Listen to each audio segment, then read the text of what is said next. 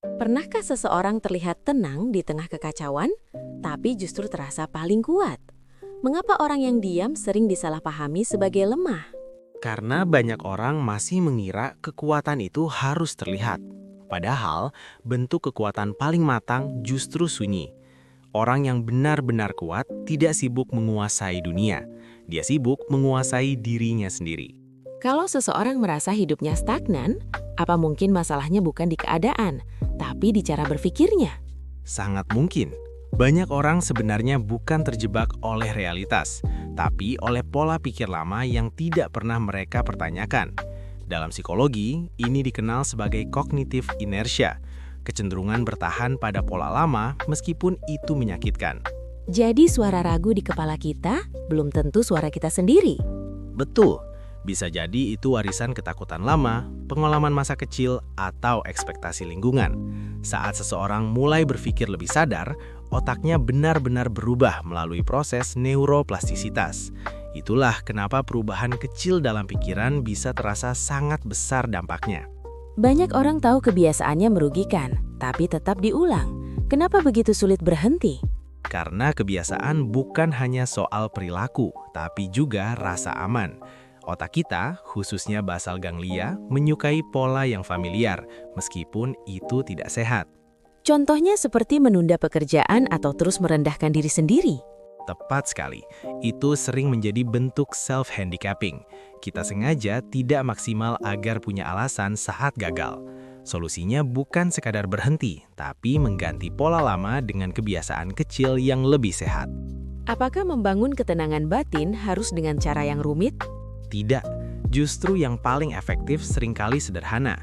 Misalnya, nafas sadar 5 menit di pagi hari, menulis 3 hal yang disyukuri, journaling emosi singkat. Latihan kecil ini membantu menyeimbangkan prefrontal cortex dan amigdala. Artinya, emosi dan logika mulai bekerja sama. Jadi perubahan besar bisa dimulai dari 5 menit yang konsisten. Benar, kekuatan batin dibangun dari pengulangan sunyi, bukan ledakan sesaat. Mengapa kegagalan sering terasa sangat personal? Karena kita menafsirkannya sebagai vonis terhadap diri. Padahal dalam perspektif stoik, kegagalan hanyalah data, bukan identitas. Bagaimana cara menyikapinya dengan lebih sehat? Gunakan reframe. Misalnya, bukan saya gagal, tapi saya sedang memahami batas metode ini. Pendekatan ini terbukti memperkuat jalur resiliensi di otak. Banyak orang menahan emosi demi terlihat kuat. Apakah itu benar? Menahan dan menguasai itu berbeda. Menahan membuat emosi menumpuk. Menguasai berarti sadar lalu memilih respons. Teknik paling sederhana yang bisa langsung dipraktikkan? Gunakan metode pause and label. Berhenti sejenak, beri nama emosi, ini marah, ini takut. Lakukan box breathing 4x4x4. Ini membantu mengembalikan kendali ke bagian rasional otak. Apa yang dimaksud inti mental yang kuat? Itu adalah pusat stabil di dalam diri, yang tidak runtuh meski situasi luar berubah. Ini dibangun bukan dari motivasi sesaat, tapi dari proses refleksi yang konsisten. Apa kebiasaan praktis untuk memperkuatnya? 3 yang paling berdampak: menyendiri dengan sadar, olahraga rutin, journaling reflektif. Ketiganya memperkuat integrasi emosi dan logika.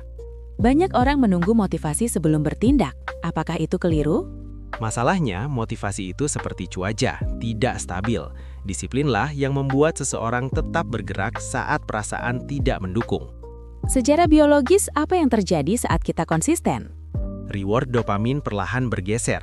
Awalnya muncul saat kita menghindari tugas, tapi dengan disiplin, dopamin justru muncul saat kita bertindak.